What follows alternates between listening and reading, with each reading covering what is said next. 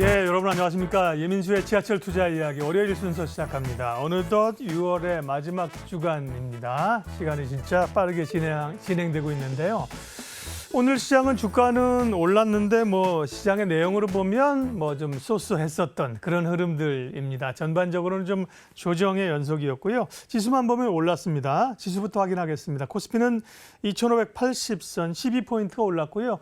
초반에는 화면에 보시는 것처럼 지난 금요일 날 미국이 밀렸었죠. 그다음에 또 러시아에서 여러 좀 노이즈도 있었고 해서 약간 하락 출발했다가 상승 전환했고요. 기관들이 오늘은 많이 샀습니다. 코스피는 2,300억을 샀고요. 0.47%. 코스닥도 비슷한 비율로 약세 출발했지만 올랐습니다. 0.5% 정도 올라서 말씀드린 것처럼 전체 아시아 시장 중에서 우리 시장가 지수로만 보면 강했다. 그러나 내용적인 측면들은 제대로 된 반등이라고 보기는 좀 질적으로 어렵다. 이렇게 평가할 수 있겠습니다. 오늘 이제 미국, 유럽, 또 이제 유럽은 이 시간에 장이 열렸기 때문에요. 유럽 상황들을 보면 유럽은 좀 약한데요. 독일 닥스 마이너스 0.5, 영국도 0.6, 프랑스 0.5. 유럽도 아마 그 러시아에서 있었던 바그너의 사태 이런 것들을 아직 좀 예의주시하면서 조금 긴장하고 있을 거예요. 그런 영향이 없다고 볼 수는 없는 것 같고요. 미국 선물은 지금 약보합권 정도이기 때문에 지금 미국 증시는 아직은 중립적이라고 보여집니다. 투자자들은 5만 가지 뉴스를 다 봐야죠. 세상에 정말 주가에 영향을 미치는 일은 5만 가지는 5만 가지나 된다는 거잖아요. 개수가 그만큼 볼 게 많은데요. 그래서 또 투자가 또 흥미롭기도 해요. 세상 일에 다 관심이 있기 때문에. 그러게요. 바그너 그룹이 이제 푸틴에게 반기를 들고 모스크바로 탱크를 가지고 막 돌진을 했습니다. 그러면서 주요 도시들을 무혈 입성하면서 이러면서 사실 투자자나 혹은 이제 투자자가 아닌 일반인들도 그래 모스크바 가서 푸틴 좀 끌어내려라 이런 생각도 있었지만 사실 그러면 글로벌 정치가 상당히 격변하게 되는 거죠. 그래서 사실은 투자에도 좋은 그림은 아닌 거고요.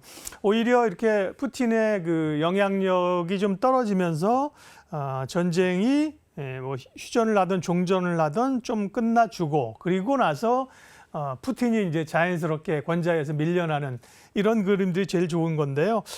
어쨌든 이게 이제 하루 만에 또 상황이 종료됐습니다만 서방에서도 그렇고 조금 더 상황들을 봐야 된다. 그래서 단기적으로는 흔들릴 경우 안전자산, 금이라든지 이런 거에 대한 관심이 있을 수 있고요. 중기적으로 보면 우크라이나 전쟁이 좀 빨리 끝날 수 있다라는 기대감들이 있었습니다. 그런가 하면 이제 7월이 시작되니까요. 또 이제 언론사들은 증권사들에게 설문조사를 하는데 대형 증권사들이 여름 랠리, 서머 랠리를 기대한다. 증권사는 맨날 좋다 그래요, 사실은. 증권사 장 나쁘다고 하는 적은 별로 없는데요. 어쨌든 7월이 시작하면서 7월은 망할 거야 이렇지는 않거든요. 다 좋게 보는 게 일반적인 얘기긴 한데요. 그건 감안하고 주도주가 우리는 궁금한데 반도체, 자동차, 2차 전지 이걸 다 꼽고 있다는 거고요. 그 밖에 조선, 철강, 바이오 대충 우리가 좀 생각하고 있는 그런 섹터들입니다. 그리고 지금은 순환매가 돌고 있는 거기 때문에요. 어쨌든 이제 여름 랠리라고 하면 사실은 보통 7, 8월이잖아요. 서머 랠리. 6월은 조금 조정이라고 또 보고요. 현대건설이 사우디에서 정말 6조가 넘는 수주, 잭폿을 터뜨렸네요. 이게 오늘 건설주들의 주가를 끌어올렸는데 현대건설은 종가는 6%여가지고요. 장중에 10몇 %까지 올랐죠. 음봉을 달면서 차익 실현 매물이 많이 나왔습니다. 어쨌든 현대건설은 호재가 있었고요.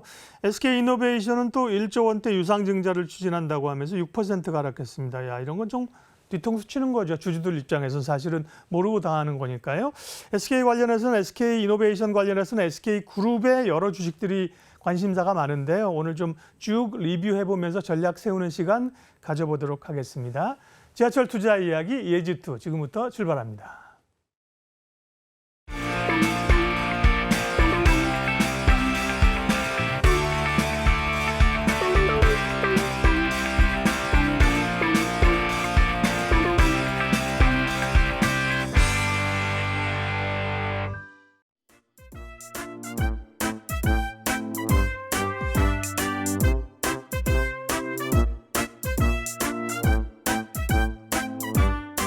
네, 오늘 첫 번째 도착한 역은 중동 붐인데요. 네, 하창한 본부장님 모셨습니다. 어서 오십시오. 네, 안녕하십니까. 중동에서 모래바람이 확 밀려오면서 그렇죠? 좋은 수주 소식이 확 들려왔는데 네네. 현대건설이 생각보다 보통 뭐 1조, 2조 이렇게 조 단위 수주가 나와도 굉장히 크다고 그러는데 네네. 6조가 넘는 수주를 받았다는 거예요. 아미랄 프로젝트라고 하는데 네네. 이 내용이 뭔지 또 현대건설 오늘 주가 흐름까지 좀 설명해 주세요. 네, 일단은 뭐 다들 아시겠지만 6.5조에 달하는 수주 금액입니다. 사실상 올해 이렇게 큰 규모의 또 건설 쪽에서 수주 잔고가 나온 적은 없기 때문에 사실상 굉장히 좀 큰 기대가 됐다라고 보시면 좋을 것 같고, 사우디아라비아 주베일 지역에 이제 화학 제품을 생산하는 복합 단지를 건설하는 공사다라고 보시면 좋을 것 같습니다. 이게 이제 아람코와 프랑스의 토탈이라는 회사가 이제 합작해서 만든 법인이 사업주라고 보시면 좋을 것 같고요.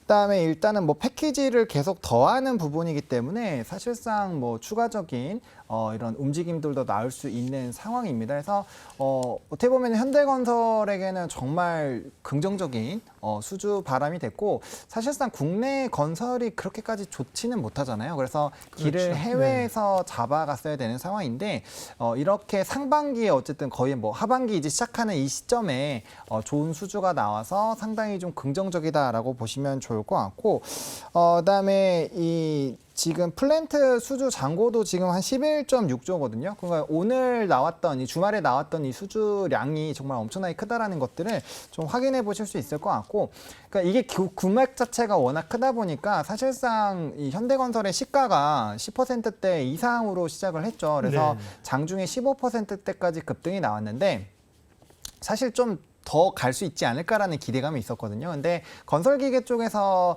낙폭이 차익들이 나오기 시작을 하면서 이제 건설주도 좀 눌렸다라고 보시면 좋을 것 같고, 이게 사업 기간 자체가 짧지는 않습니다. 그러다 보니까 이게 중장기적으로 반영을 한다라고 했을 때 현대건설이라는 큰 주식이 이제 15%나 상승을 했고, 또 이제 저점 라인에서 움직이다가 급등이 나온 거기 때문에 단기적으로 최근에 좀 매수하셨던 분들 같은 경우는 큰 수익이 또 난 상태라는 말이죠. 그래서 그런 부분에서의 좀 수익 실현이 나오지 않았나라고 보고 있고, 그다음에 일단 24년부터 리포트를 보시면 건축이나 주택 부분에 대한 매출 흐름은 하향 기조가 될 것이다라는 얘기가 있는 상황이거든요. 그러니까 그런 부분들을 지금 해외 부분으로 채워나가 줬어야 되는 상황이다 보니까 그런 부분에서 좀 빠르게 차익 매물들이 나온 것이 아닌가라고 판단을 하고 있습니다. 네, 지난번에 이제 뭐 건설이나 건설기계 얘기할 때도 우리가 뭐 우크라이나 너무 재건만 보지 말고 이렇게 중동이나 뭐 네옴시티나 이쪽도 이슈가 된다고 했는데요.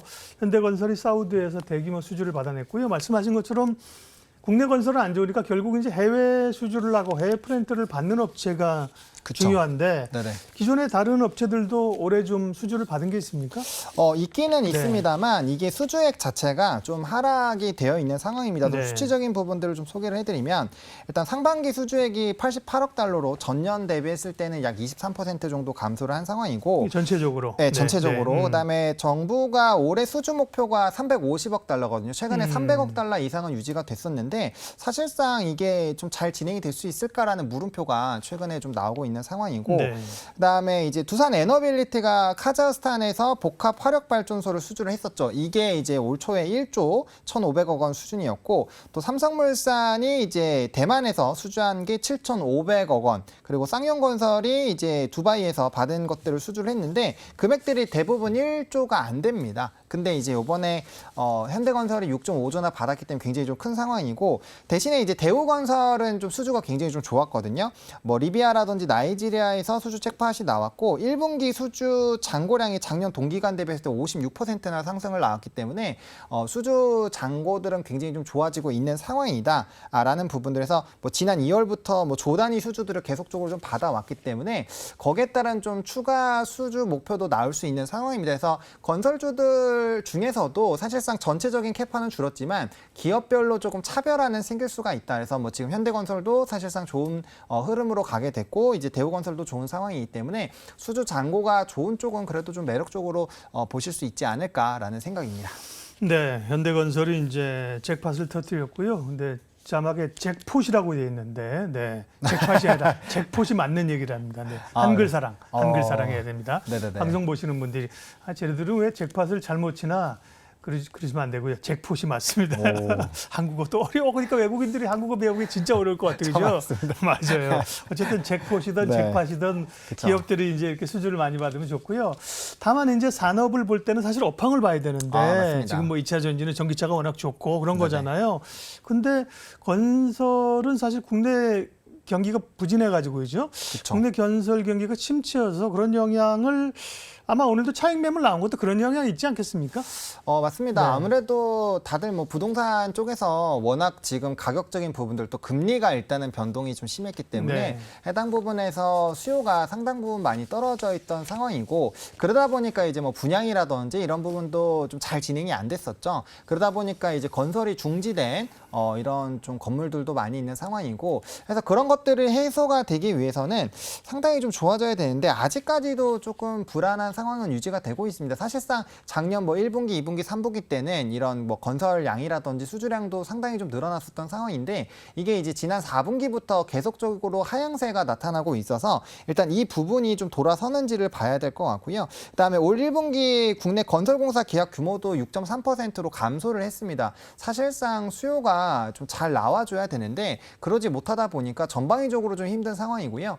또 뭐 다들 아시겠지만 시멘트 가격도 인상에 대한 얘기도 있었고요. 그러다 보니까 이제 뭐 레미콘 관련된 부분에서도 좀 이슈가 있었죠. 그러니까 이게 가격적인 부분에서의 계속적인 상승 기조가 나타나다 보니까 아무래도 업계에서의 약간 좀 진통적인 부분들이 있었다라고 보시면 좋을 것 같고 또 이제 발주 금액들이 상당히 줄어든 것도 영향을 주고 있는 상황입니다. 이제 공공기관에서 발주하는 금액 자체가 요번에 19조 4천억 원 수준이거든요. 이게 작년 대비했을 때는 38%나 급감을 좀 한 상황이고 민간공사 같은 경우도 49조 규모인데 이게 또 작년보다는 7.3%가 줄어들고 있는 상황입니다. 예. 그러니까 전방위적으로 뭐 공사라든지 민간 부분에서의 수주량도 줄어들고 있고 기존에 이제 건설이 진행되던 것들에서도 좀 멈춰 있고 그렇다고 지금 뭔가 엄청나게 폭발적으로 수요를 늘리기에는 사실 과거보다는 금리 수준이 상당히 부담이 되기 때문에 뭔가 이제 적극적으로 하기도 좀 어려운 상황이어서 이런 것들이 좀 해소가 되기 위해서는 좀 시간이 필요하지 않을까라고 보고 있고 사실상 인구가 급감하는 것도 결국에는 이제 이런 주택에 대한 건물에 대한 부분에서도 약간의 해석들을 좀 다르게 하거든요. 물론 뭐 잘 나가는 이런 좀 수요가 굉장히 많은 쪽에 대한 부분에서는 뭐 가격 변동이 크게 뭐 오히려 더 상승하는 흐름들이 나타날 수 있지만 전방위적으로 출산율이 이렇게 계속 줄어든다라고 한다면 결국에는 공실 부분이 많이 생길 수밖에 없지 않나 이런 얘기들도 있기 때문에 네. 결국엔 이런 복합적으로 생각을 했을 때는 과연 국내가 계속 좋을 수 있을까에 대한 좀 물음표는 많이 생길 수 있는 상황이다라고 정리를 드리겠습니다. 결국 건설주는 이제 국내 모멘텀보다는 해외 모멘텀을 봐야 된다는 말씀이시고요. 네, 그래서 맞습니다. 현대건설도 사실 이번에 수주 얘기 전에도 현대건설을 그런 점에서 네. 해외 모멘텀으로 보자는 분들은 많았는데요. 자, 그러면 국내 건설 업황은 안 좋다. 해외 모멘텀은 기대한다. 관련해서 건설주 가운데 눈여겨볼 만한 종목은요? 사실상 저는 건설주보다는 네. 건설 기계 쪽을 좀 같이 봐보자라고 예. 말씀을 드리고 싶습니다. 제가 이전에도 이제 말씀을 드릴 때 차라리 이제 뭐 인프라 쪽, 뭐 변압기라든지 건설 기계 쪽이 실적이 좋기 때문에 네. 해당 부분을 좀 보자라고 말씀을 드렸는데 이번엔 진성TC라는 종목을 또 소개를 드릴까 합니다. 사실상 건설 기계 종목군들 중에서는 가장 후발로 좀 움직이고 있어서 이 관련된 섹터가 계속적인 우상향이 나온다라고 했을 때 충분히 후발로 쫓아가시기가 좋은 상황이고 건설 기계를 말씀을 드리는 이유는 일단은 건설 사이클에 긍정적인 영향도 받지만 일단은 북미 지역에서의 좀 폭발적인 성장 흐름들이 나타나고 있다 보니까 대부분의 종목군들이 실적이 상당히 좋아요. 지금 수주 잔고량이 엄청나게 쌓여 있는 상황이거든요. 근데 사실상 이 수주의 흐름이 끊기느냐 그것도 아닙니다. 지금 미국 쪽에서는 건설 경기가 또 붐이 일어나고 있고 건설 기계 수요가 상당히 늘어나고 있는데 그 기타 해외에서 수입을 하는 지역들에서 우리나라의 이런 성장성이 굉장히 크게 나타나고 있거든요. 그리고 진성TC를 말씀을 드리는 거 북미 쪽에 뭐 점유율이 높은 부분도 있지만 이 교체 주기가 빠른 소모성 굴착기 부품을 주력으로 생산을 합니다. 그러니까 네. 다른 그런 이제 건설 기계들 중에서 가장 이제 소모품들을 빠르게 활용하기 때문에 그게 또 주력 상품이고 교체 시기가 빨라진다는 건 그만큼 수익성이 좋아진다는 얘기거든요. 그래서 좀 기대가 된다라고 보시면 좋을 것 같고 또 주요 고객사가 뭐 캐터필러라든지 뭐 두산 밥계, 현대 두산 인프라코어 이런 쪽입니다. 그러니까 결국에는 건설 건설기계 쪽이 잘 진행이 되게 됐을 때 뭐 자연스럽게 수혜를 받을 수밖에 없는 구조인데 뭐 두산 바켓도 그렇고 현대두산 인프라코어도 그렇고 현대 뭐 인프라코어도 그렇고 정말 굉장히 좀 좋은 기조들이 나타나고 있거든요. 그래서 기대가 된다라고 보시면 좋을 것 같고 또 광산에 대한 수요가 많이 늘어날 수 있는 게 네. 최근에 기후변화 이슈가 나오면서 이제 구리값이 또 단기간에 좀 슈팅이 나왔잖아요. 그게 이제 엘니뇨 현상이 발생을 하게 되면 뭐 칠레라든지 뭐 페루 이런 쪽에 굉장히 좀 큰 폭우가 나올 것으로 예상이 되고 있고요. 네. 그리고 또 이 광산에 대한 이런 생산 쪽에서의 또 화재들도 많이 있었기 때문에 이슈가 생길 수 있어서 그런 쪽에서의 수요도 좀 확대가 될 수 있겠다 정리드리겠습니다. 네, 건설주 현대건설의 대규모 수주 얘기로 시작했는데요. 건설주보다는 건설기계 중장비 쪽이 훨씬 더 좋다. 모멘텀도 많고요. 그렇죠, 몸집도 가볍고요. 네. 실적도 좋고요. 대표적으로 진성TC를 관심 종목으로 말씀해 주셨고요. 하창한 본부장님과 중동붐 관련한 이야기했고 다음 역으로 이동하겠습니다.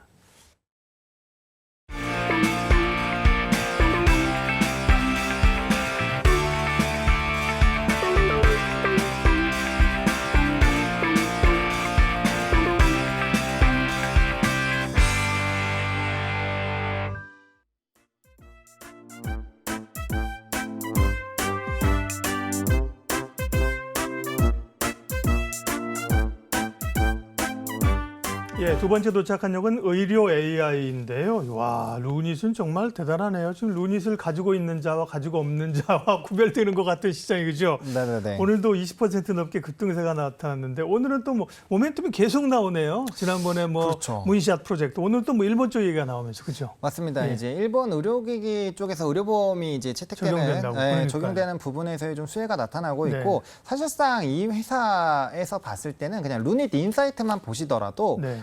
주가의 상승 기조는 유지가 될 수 있겠다라는 부분들 좀 체크를 하실 수가 있습니다. 그러니까 예. 이제 이 플랫폼인데 지금 2년 사이에 가입한 회사가 2천 곳이 넘거든요. 그러니까 굉장히 폭발적으로 늘어나고 있고요. 이게 이제 구독 경제화식으로 결제가 진행이 되는데 이게 4분기에 진행이 됩니다. 그러니까 거의 연 단위식으로 봤을 때 굉장히 좀 큰 폭으로 수혜가 나타날 수밖에 없고 최근에 이제 AI 쪽에 대한 투자, 글로벌적인 투자들도 상당히 많아지고 있는 상황이거든요. 그래서 그럼 실질적으로 수혜를 받을 수 있는 쪽이 어디냐라고 했을 때 의료기기 쪽이 계속적으로 얘기가 나와주고 있는 상황이고 특히나 요즘에 AI 쪽에서 의료기기와 관련되어 있는 종목군들 대부분 암과 또 연관이 크거든요. 네. 우리가 사실상 의료 쪽에서 지켜봐야 되는 거는 암과 뭐 치매 그리고 탈모 이런 그렇죠. 쪽은 예. 우리가 관심이 생길 수밖에 없고 이제 시장에 대한 규모도 굉장히 좀 크다라고 보시면 좋을 것 같고요. AI 의료기기 중에서도 사실상 이 회사는 이 상장할 때부터 기술력을 굉장히 조금 인정을 받았었던 회사인데 모든 평가기관에서 AA 등급을 받았었고요. 그다음에 뭐 여러 AI 대회에서도 굉장히 우수한 실적들을 검증을 받았었던 회사입니다.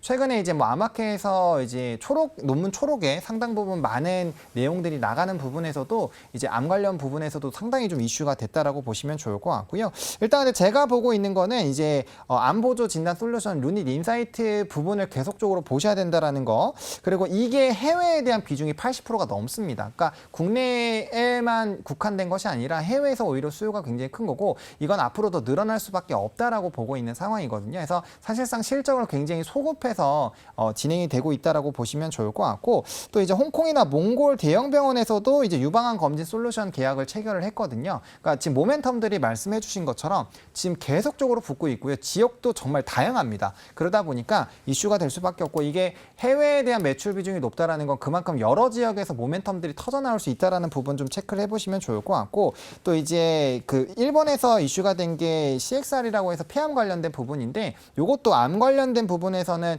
발생률이 굉장히 높습니다. 그래서 이벤트가 될 수밖에 없다라고 말씀을 드리겠고 뭐 유방암 진단이라든지 또 루니스코프 관련된 또 이제 기대감들이 있기 때문에 뭐 모멘텀은 여전히 지금 충분하다라고 정리를 드리겠습니다. 예, 의료 AI가 정말 뭐 거침없이 하이킥인데요. 관련한 이제 루닛을 따라가는 다른 AI 관련주도 강세인데 오늘은 이제 매드 팩터 같은 게 같이 상승세였어요. 상승폭을 물론 줄이긴 했습니다만 이제 아까 말씀하신 것처럼 이제 의료 AI도 그렇고 이제 암 쪽으로 관련되다 보니까 매드팩토가 좀 부각이 됐나 보죠. 그렇죠. 그러니까 오늘 사실상 뭐 인피니티 헬스케어 같은 경우도 네. 이제 이 MOU를 맺거나 같은 사업을 영위한다라고 엮인 기업들은 다 같이 좀 상승력이 나왔습니다. 왜냐하면 네. 말씀 주신 것처럼 루닛을 가지고 있는 사람과 안 네. 갖고 있는 사람이 굉장히 좀 시장에서 소외감을 느끼거든요. 네. 그러다 보니까 조금 연관성이 있다라고 하면은 그쪽으로 수급이 네. 엄청나게 쏟아지면서 상승이 나왔고요. 일단은 루닛과 AI 바이오마커 연구 개발에 나섰다라는 사실이 부각이 됐다라는 기사가 나오면서 사실상 주가에 좀 급등이 나왔다라고 보시면 좋을 것 같고요. 이번 협약을 통해서 이제 암 조직 형질적 분석을 통한 상호 협력 프로젝트를 개발한다라는 이슈가 있기 때문에 말씀 주신 것처럼 이제 암 쪽으로 연관이 되어 있어서 진행이 될 것이다. 근데 사실상 이제 루닛 스코프 관련된 부분을 좀 플랫폼을 활용한다라는 부분들이 좀 부각이 됐는데 이게 이제 실질적으로 가셔야 되는 데까지는 시간이 좀 상당히 걸릴 수가 있거든요. 네. 그러다 보니까 아마 이 루닛에 대한 주가 급등을 조금 후발로 쫓아갈 수 있는 기업들로 좀 순환매가 돌고 있는 것 같아서 일단 단기적인 관점으로 보시는 게 맞지 않을까라고 생각을 하고 있습니다. 네, 루닛이 거침없는 상승세인데요. 그럼 제가 무식하게 여쭤볼수록 보시는 분들이 시원하니까 그러면 루닛을 지금 좀 살까요? 아니요, 저는 지금 자리에서는 아니다라고 말씀을 드리고 사면 싶습니다. 떨어져. 아니, 사실상 네? 진짜 많이 말씀을 드렸던 네. 종목인데 이게 이제 왜 조금 참으시라고 네. 말씀을 드리냐면은 지금 보시면 최고점 라인에서 최근에 2번 정도 장대 양봉을 만들면서 지금 5일선 이걸 계속 벗어나고 있는 상황이거든요. 네, 네. 거래도 실리고. 네, 좋은 근데 거 아니에요, 저런 게? 아니죠. 그 네. 바닥권에서 한 300%에서 500% 이상 상승력이 나온 종목군들 중에서 저런 식으로 급등이 나오면 이제 그다음부터는 좀 차익이 나올 확률이 상당히 높아집니다. 예. 그러니까 그만큼 대량 거래를 통해서 이제 기존에 샀었던 사람들이 엑시트를 할 가능성도 있고 사실상 주가가 저점에서 많이 올라왔기 때문에 조정에 대한 가능성도 충분히 염두를 하셔야 되거든요. 그래서 네. 이 종목이 아무리 매력적이라고 생각을 하시겠지만 일단 이런 상황에서는 적어도 한 21선이 한번 깨지는 그런 조정을 보고 그 다음에 접근을 하시는 것이 조금 안전하지 않을까라고 생각을 하고 있습니다. 희한한 게 급등한다 그래서 뉴스에서 좋다 그래서 사면 빠지고 그렇죠. 안 사잖아요? 안 사잖아요? 계속 올라요. 계속 올라요. 맞습니다. 마치 내 계좌를 시장이 보고 있는 것처럼 그죠? 맞습니다. 그 멘탈, 그 심리 게임을 이겨야 됩니다. 투자자는 네, 그죠? 맞습니다. 네. 자, 그러면 이제 루닛은 조금 부담스럽다 가격대로. 그러면 의료 AI 가운데서 관심 있게 볼 만한 기업을 소개해 주세요. 네, 저는 뷰노라는 기업을 좀 말씀을 드리고 싶은데요. 네. 사실상 이전부터 루닛과 뷰노는 항상 같이 언급이 나왔었던 종목군들입니다. 실적도 같이 턴어라운드가 되고 있고 뭐 기술력도 그렇고요. 사실상 기대할 게 굉장히 많은데 네. 일단 뷰노 같은 경우는 이제 이 FDA에 대한 승인 기대감들이 상당히 많은 상황이죠. 네. 지금은 이제 딥카스 관련된 부분들에서 이슈가 되고 있는데 이거 말고도 지금 상당히 많습니다. 뭐 이제 펫 쪽이라든지 기타 FDA 승인이 내년만 하더라도 2개 정도가 있고요. 사실상 이 승인을 받고 나면은 그 다음부터 이벤트가 상당히 좀 크게 열릴 수 있다라는 점. 그리고 최근에 뭐 브라질에서 인증받았다라는 부분부터 이슈가 굉장히 많고요. 또 기술력도 상당히 뛰어난 회사거든요.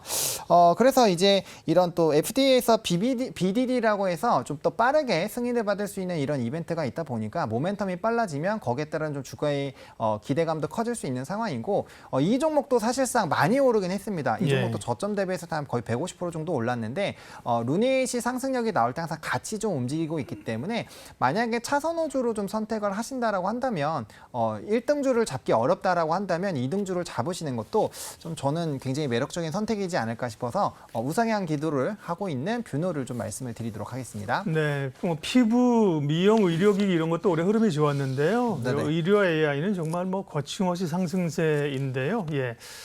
루닛도 주목해 보고 그죠? 계속 네네. 관심적으로 보고 일단 오늘은 이제 뷰노를 차선호주로 눈여겨보자고 말씀하셨습니다. 하창한 본부장님과 의료 AI 역까지 두 역을 동행했습니다. 오늘도 함께해 주셔서 고맙습니다. 네, 감사합니다.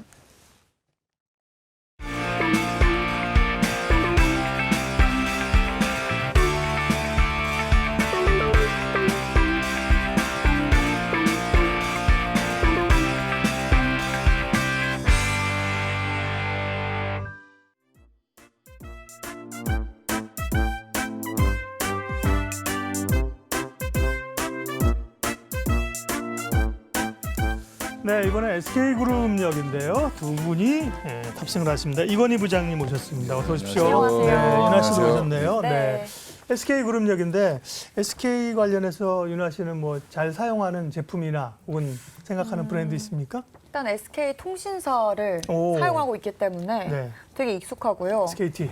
네. 그리고 SK 하이닉스가 워낙 제 관심 종목에 있기 오. 때문에 좀 친숙한 것 같아요. 기름으로 SK 주유소가고 기름은 기름 안 아직 못 넣고 넣는 대신 상황. 걸어서 올리브영 가고. 올리브영 가죠. 아, 네. 그런 거군요. 주변에 이렇게 많아요.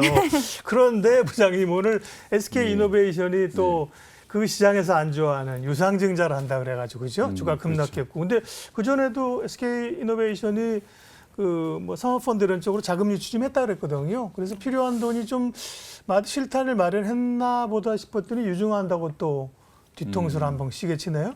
그 내용을 보면 네. 지난번에 이제 제3자 배정 유증은 SK 온으로 한 거고요. 아, 오늘로 한 거고. 예. 이번에 이노베이션. 이번은 이제 이노베이션 자체 내 자금이죠. 이제 SK 이노베이션 입장에서는 지금 SK 온에도 사실 자금이 많이 들어가 있는 그렇죠. 상황인데 네. 그쪽도 부족하고 그러다 보니까 그쪽에 너무 많은 자금이 들어가 있다 보니까 사실은 SK 이노베이션 자체 사업에 대한 그런 성장 동력, 지금 이제 정유 사업에다 투자를 한다기보다는 신세대, 차세대 에너지, 뭐 수소라든지 예. 암모니아라든지 이런 거에 대한 투자를 하기 위한 자금을 좀 조달하기 위한 목적이었고 일부 부채도 좀 갚는다라고 얘기를 하면서 사실은 이제 좀 시장에서는 SK 온 관련된 게 아니고 기존의 석유화학 사업 관련된 본업 관련된 이제 유상증자다 보니까 조금 더 반응이 좀 안 좋지 않았나 이렇게 생각합니다. 그러면 이제 SK 이노베이션은 이게 급락하는 게 기회가 될 수 있. 그러니까 분석 나오는 거 보니까 단기적으로는 악재인데 중장기적으로는 괜찮다는 시각도 있었고요.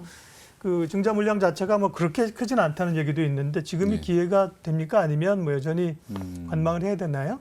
저는 기회로 보고 있습니다. 예. 기회로 보고 있는데 이제 SK 그룹이 참 안타까운 게 투자도 잘하고 있고 여러 가지 면에서 제가 볼 때는 참 기업가로서의 기업가들이 해야 되는 일들을 잘 하고 있다고 보고 있는데 생각보다 주가는 사실은 조금 굉장히 다들 좀 힘든 상황입니다. SK 그룹 전체가 전반적으로 보면.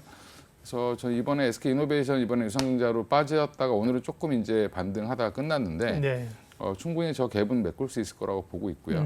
예, 그리고 이제 결국 하반기 기대하는 거는 결국에는 이제 투자자들은 이제 어딜 보냐인데 SK 오늘 보고 SK 있죠. 온만 보고 그렇죠? 있습니다. 예, 그러니까 맞아요. SK 뭐 정유나 뭐 다른 신사업은 전혀 관심 없고요. 예. 그거는 니들이 알아서 잘하겠지. 뭐 이런 생각이고 언제 SK 온이 흑자 전환할 건데 뭐 이것만 지금 관심이 있다라고 보시면 될 것 같습니다. 예. 그래도 좀 다행인 게 일시적으로 부정적인 거라고 하니까 그래도 다행인 것 같고요. 그런데 이 SK 이노베이션이 조금 내리다 보면서 네. SK 지주사인 SK도 좀 그쵸. 오늘 좀 흔들렸잖아요. 근데 오늘뿐만 아니라 최근에 11거래 연속 하락세를 좀 보였더라고요. 네. 왜 이렇게 계속 하락하는 건지 궁금하고 또 반등 모멘텀이 있는지 궁금해요.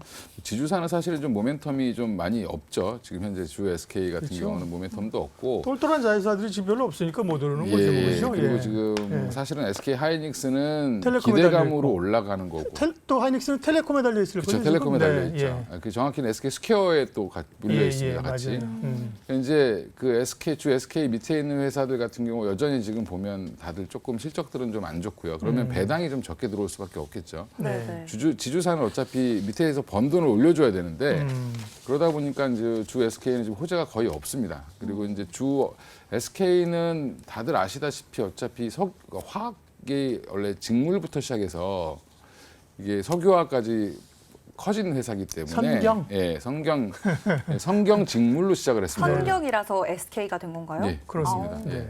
그건 몰랄 때. 직물. 아재들만 알면 되고 몰랄 때. 예, 성경 직물로 시작을 해서 결국엔 이제 뭐 그 양복 안에 있는 원단 이런 거 있습니다. 네. 안에 들어가면 이렇게, 네. 이렇게 반짝반짝하는 이게 이제 인조견이라고 하는데 이거를 네, 네. 처음으로 상용화 시키면서 국내에서 그걸로 돈을 벌기 시작했던 회사고 그러다 보니까 이제 석유화까지 이제 쭉 이제 유공 인수하면서 이렇게 쭉 커졌고 그 다음에 추가적으로 정보통신 뭐 이런 쪽으로 이제 진출을 계속 한 건데 반도체까지 한 건데 그러다 보니까 사실은 SK 안에 보면 그 얘기를 왜 말씀드리냐면 네. 그런 화학 기업들이 굉장히 많습니다. 아직도 여전히.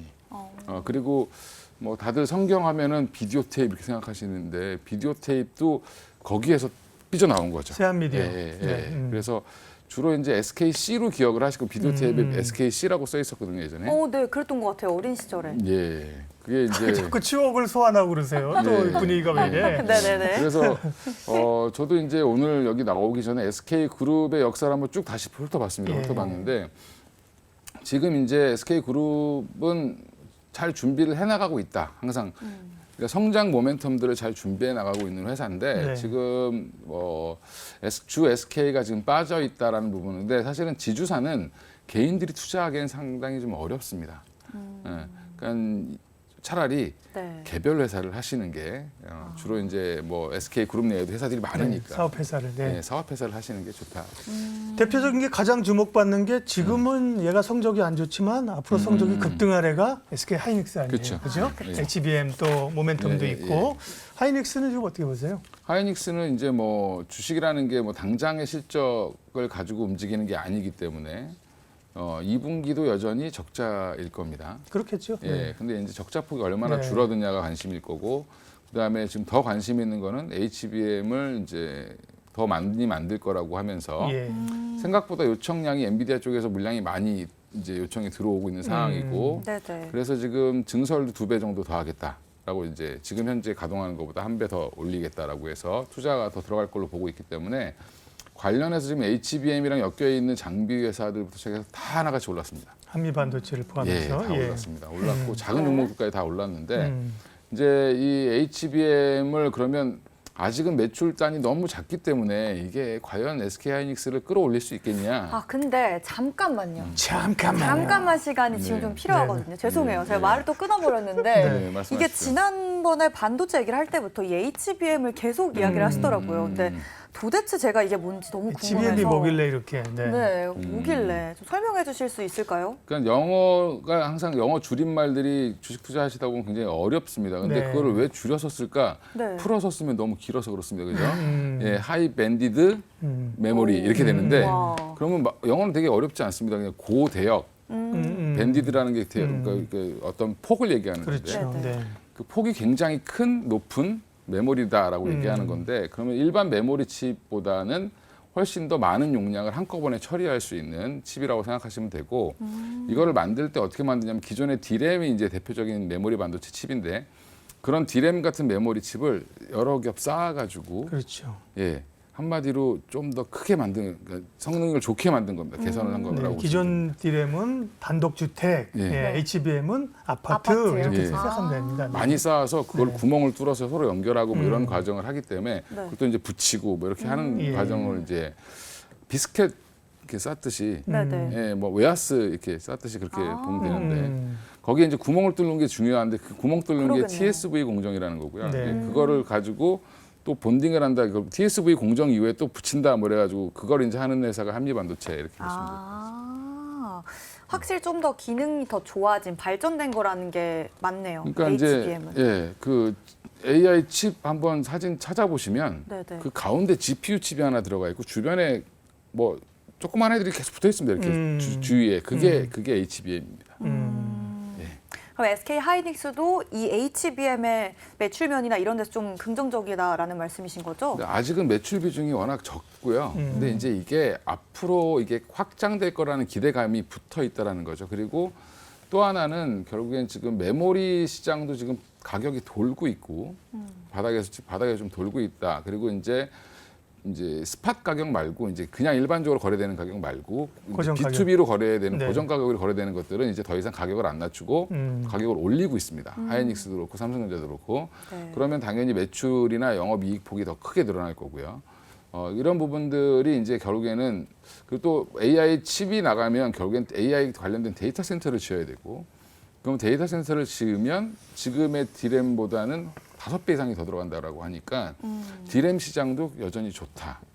그러면 뭐 굳이 지금 3분기에 뭐가 제일 좋겠니라고 물어보면 사실은 모든 주식 전문가들이 다 그냥 반도체라고 얘기를 할 수밖에 없습니다. 예. 예. 네, 알겠습니다. SK 하이닉스에 대한 이야기를 또 들어봤는데 저희가 또 지금 SK 그룹주들 이야기를 하고 있잖아요. 아까 잠깐 언급이 되긴 했던 이 SK 스퀘어에 대해서도 좀 질문을 드려보고 싶거든요. 좀 이슈가 많더라고요. 뭐 자사주 소각 이슈도 있고 그랩인가 그거에 대한 투자를 다 뺐다 이런 기사들도 있던데 좀 추가 상승 모멘텀이 있는지 궁금합니다. 그러니까 일본의 소프트뱅크 잘 아시죠? 손정희. 예, 손정희 회장이 선생님, 이제 예. 유일하게 이제 일본에서 한국성을 그대로 쓰시는 분이죠. 네. 제일교포 출신이고.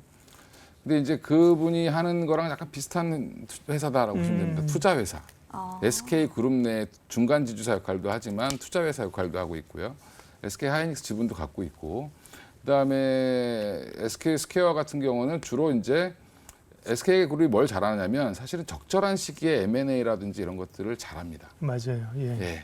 그러니까 그것도 좀 기다려서 잘하고 한국이동통신 이런 것들 사서 원래 본인이 따로 진출할 수 있었는데 네. 사서 그거를 가지고 SK텔레콤을 만들었고 뭐 그다음에 유공도 마찬가지로 석유공사에 그거야 사서 뭐 아무나 살 수 있나요? 다 그때 살 수 있는 영향력을 행사해 산 거죠. 근데 그렇죠? 그 배경을 보면 그 네. 영향력을 행사하실 정도의 기반을 미리 다 만들었습니다. 예, 그래서 그런 부분들도 유공도 사실은 그런 거죠. 뭐 사우디와의 관계가 워낙 좋았습니다. 최정윤 회장이.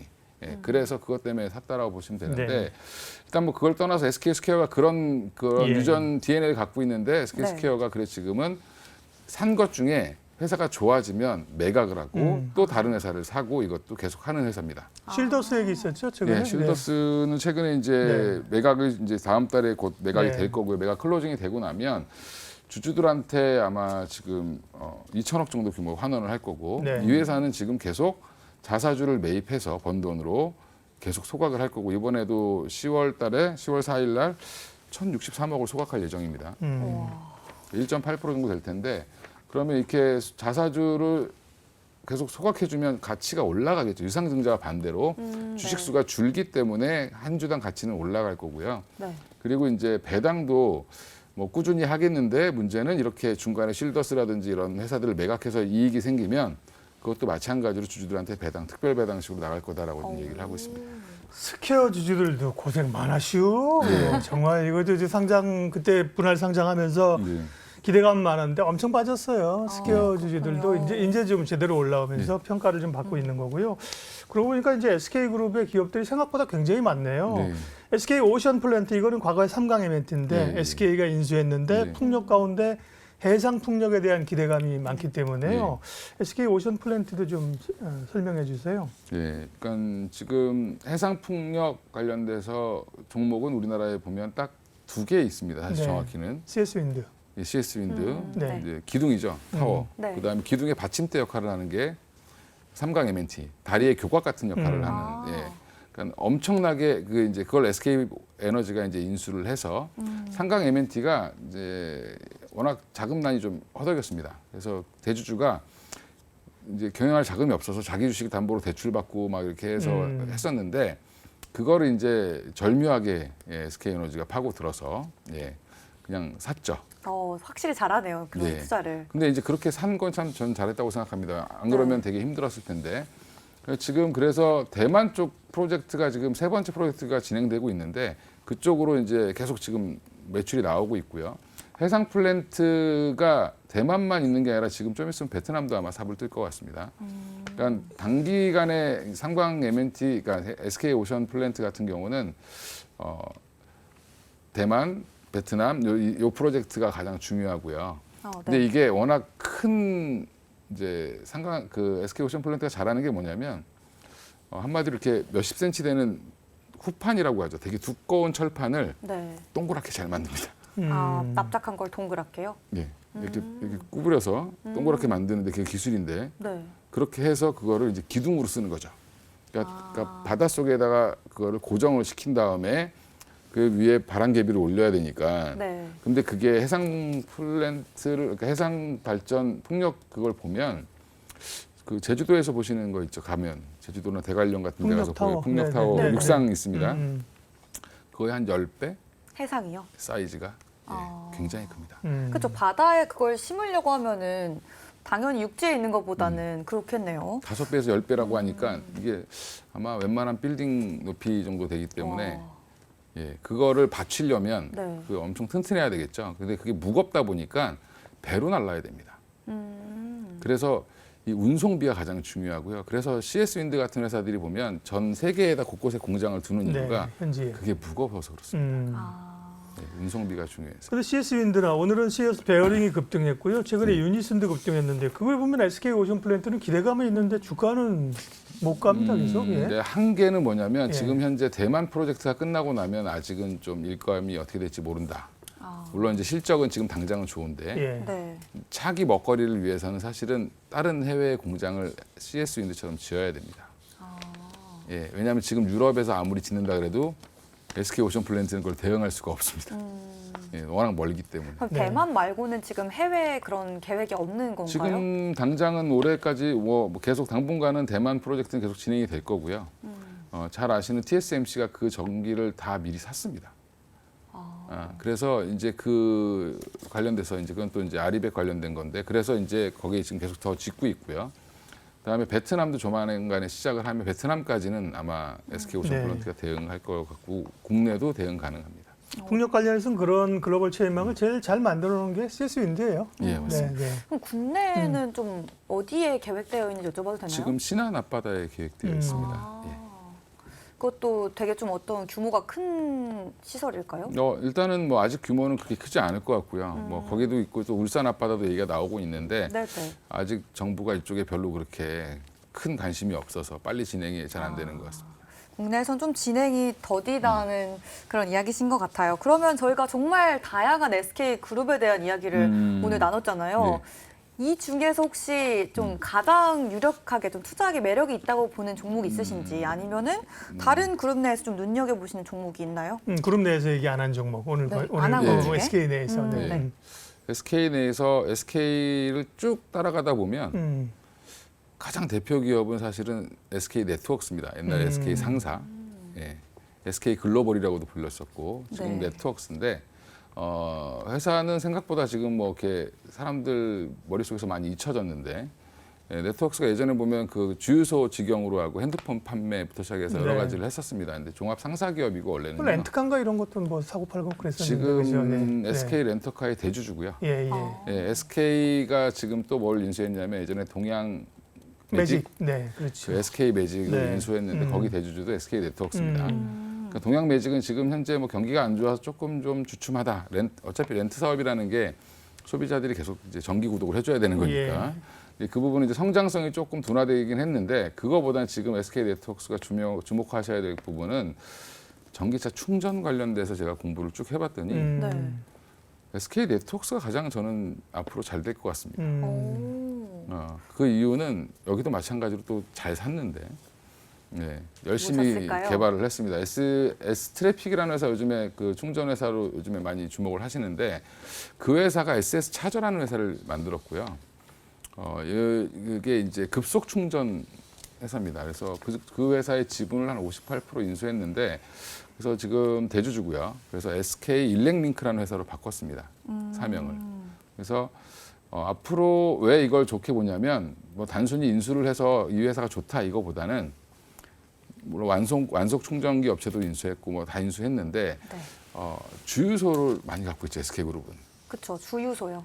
예. 네. 근데 가만히 뉴스 따라가 보시면 최근에 주유소에 이제 전기차 충전기를 놔도 된다는 게 법 해석이 떨어졌습니다. 네. 예, 소방법에 걸려서 원래 안 됐었는데 그게 해결이 됐고요. 그러면 도심 내에서 필요한 전기차 충전을 가장 빨리 설치할 수 있는 그룹은 SK 그룹이 될 거다. 그럼 거기 중심에 SK 네트워크스가 있을 거고요. 뭐 SK 시그넷이라고 또 미국에서 잘하고 있는 회사는 있는데 그 회사보다는 아마 국내에서는 아마 SK 네트워크스가 중심이 되지 않겠나 생각하고 있습니다. 네. 사실 SK그룹이 좋으면 지주사 SK를 사는 게 제일 심플한 상황인데, 예, 뭐, 자식들이 많다 보니까 이게 잘하는 애도 있고 어려운 애도 있고 힘들어요. 그죠? 그래서 네. 사업회사라고 하는 게 지금 맞다고 하셨고요. 코멘트를 해주셨고, SK 네트워크스 주목해서 보라고 하셔서 SK그룹 얘기는 여기까지 하고 부장님과 저는 퇴근을 하겠습니다. 네, 알겠습니다. 네. 오늘 월요일부터 좋은 얘기 너무 감사드리고요. 두 분 네. 얼른 퇴근해 보세요. 수고해 주십시오. 네, 감사합니다. 네, 여러분 오늘 비가 오는 월요일이었습니다. 네, 오늘 간만에 그래도 우리 증시 좀 기분 좋은 출발을 알리긴 했는데요. 여러분들 저와 함께 마지막역까지 가시면서 오늘 나눈 이야기 또 내일 증시 일정까지 모두 정리해 보시기 바랍니다. 네, 오늘 우리 증시는 간만에 양시장 모두 빨간불 켜며 장을 마쳤습니다. 하락 출발을 했지만 외인과 기관이 좀 매수세를 보이면서 지수에 힘을 보태주는 모습이었는데요. 오늘 지하철 첫 번째요. 중동붐역이었습니다. 오늘장에서 현대건설이 역대 최대 규모의 사업수를 따내면서 강세를 보여줬는데 오늘 퇴근길에서 하창원 본부장은 현대건설이 따낸 이 사우디 수주가 올해 첫 조단위의 그런 수주 성과라고 밝혔고요. 내년 이후에 외형 성장을 이루어낼 먹거리를 상반기에 미리 가져온 것이라고 확보한 것이라고 밝혔습니다. 이 건설주들의 올해 상반기 수주의 경우에는 전년 대비는 하락세를 보이기는 했지만 이 원팀 코리아에 대한 향후 수주 기대감이 아직 남아있는 상황이라고 이야기를 했습니다. 관련해서 건설주 내에서는 소모성 굴착기 부품을 주력 생산하고 있는 진성 TEC를 최선 호주로 언급했습니다. 네, 한편 의료 AI 기업 루닛의 주가가 계속해서 좀 급등세를 이어가고 있죠. 오늘장에서만 봐도 20%의 강한 좀 상승 탄력을 보여줬는데요. 하창원 본부장은 루닛의 경우에는 실적 개선 기대감이 좀 유효한 상황이라고 밝혔습니다. 유방암 진단이나 루닛 스코프 등 좀 향후 성장이 기대되는 다양한 포트폴리오들을 보유하고 있는 상황이라고 이야기를 했고요. 또 이외에도 장중에 강세를 보였던 뷰노를 또 FDA 승인과 관련된 이슈가 있기 때문에 루닛 이외 뷰노를 좀 차선 호주로 보면 좋겠다고 이야기를 했습니다. 또 마지막 역에서는 저희가 SK그룹주에 대한 이야기를 나눠봤었는데요. 오늘 SK 이노베이션이 좀 유상증자 영향으로 그룹주가 급락세를 보이기도 했습니다. 이건희 부장은 이번 유상증자는 좀 일시적인 부정적인 요인이다라고 이야기를 했고요. 그래도 지주사인 SK의 경우에는 SK그룹의 성장을 위해서 지속적인 투자를 하고 있는 상황이라고 또 이야기를 해주셨습니다. 그룹주 내에서는 이 완속 충전기 업체 에비온의 2대 주주이자 또 추후 전기차 충전 시장 확대가 기대되는 SK네트웍스를 최선 호주로 꼽아주셨네요. 네, 오늘 나눈 이야기들 이렇게 모두 정리해봤고요. 내일 증시 일정도 소개해드리겠습니다. 내일 오후 11시에는 미국의 6월 소비자 신뢰지수가 발표가 됩니다. 해당 지표는 미국 소비자들의 경기 전망을 나타내는 그런 지표인데요. 이 미국의 소비 심리를 확인할 수 있는 만큼 체크해두시면 좋을 것 같고요. 또 내일은 이 게임 회사인 컴투스가 신작 제노니아를 출시를 합니다. 보통 이 게임주들의 신작 출시가 모멘텀으로 작용하곤 하는데 이번 신작을 통해서 게임주들의 좀 투심이 회복될지 지켜보시는 것도 좋을 것 같습니다. 네, 오늘 제가 준비한 내용은 여기까지고요. 저는 내일 지하철에서 여러분 퇴근 기다리고 있겠습니다. 그럼 안녕!